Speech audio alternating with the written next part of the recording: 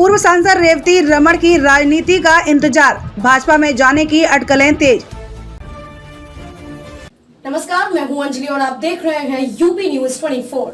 तो चलिए शुरुआत करते हैं आज की बड़ी खबर से। रेवती रमन का यमुना पार की सियासत में 4 दशक से पुराना हस्तक्षेप रहा है। उनके पुत्र उज्जवल रमन सिंह भी करछना से 2 बार विधायक रह चुके हैं। इसी मजबूत जनाधार के आधार पर वह पार्टी के शीर्ष नेताओं में शामिल रहे, लेकिन अब उनके सियासी सफर को लेकर कई तरह की चर्चाएं शुरू हो गई हैं। सपा के वरिष्ठ नेता रेवती रमन सिंह की राज्यसभा की सदस्यता रविवार को खत्म हो चुकी है। अब उनके अगले कदम का इंतजार है। पार्टी के राष्ट्रीय अध्यक्ष के प्रति नाराजगी तथा पार्टी छोड़ने की अटकलों के बीच रेवती रमन सिंह के सामने खुद के सियासी सफर के साथ बेटे उज्जवल रमन सिंह के लिए भी जमीन तैयार करने की चुनौती होगी। रेवती रमन का यमुना पार की सियासत में 4 दशक से मजबूत हस्तक्षेप रहा है। उनके पुत्र उज्जवल रमन सिंह भी करछना से 2 बार विधायक रह चुके हैं। इसी मजबूत जनाधार के आधार पर वह पार्टी के शीर्ष नेताओं में शामिल रहे, लेकिन अब उनके सियासी सफर को लेकर कई तरह की चर्चाएं शुरू हो गई हैं। विधानसभा चुनाव में उनके पुत्र उज्जवल को हार मिली थी। वहीं रेवती रमन सिंह की राज्यसभा की सदस्यता भी रविवार को समाप्त हो गई, लेकिन पार्टी ने उन्हें दोबारा उम्मीदवार नहीं बनाया। इस पर वह शीर्ष नेतृत्व से नाराजगी जता चुके हैं। अब उनकी पार्टी छोड़ने की चर्चा भी है। यह भी कहा जा रहा है कि वह भाजपा में अपनी नई पारी की शुरुआत कर सकते हैं।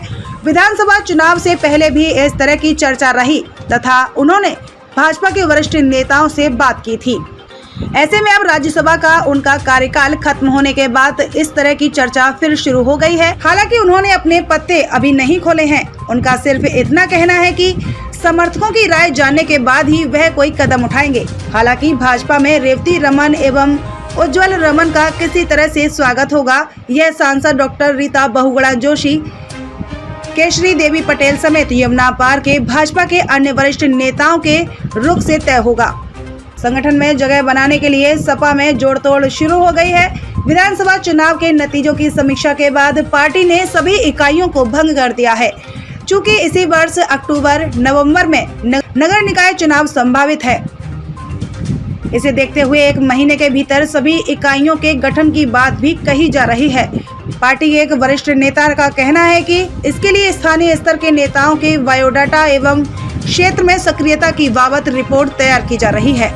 इस कवायद के बीच कई नेताओं ने सक्रियता बढ़ा दी है। पिछली कार्यकारिणी में महत्वपूर्ण जिम्मेदारी निभाने वाले एक नेता ने तो लखनऊ में डेरा डाल रखा है। कई अन्य कार्यकर्ता भी अपने अपने हितैषी नेताओं के संपर्क में हैं।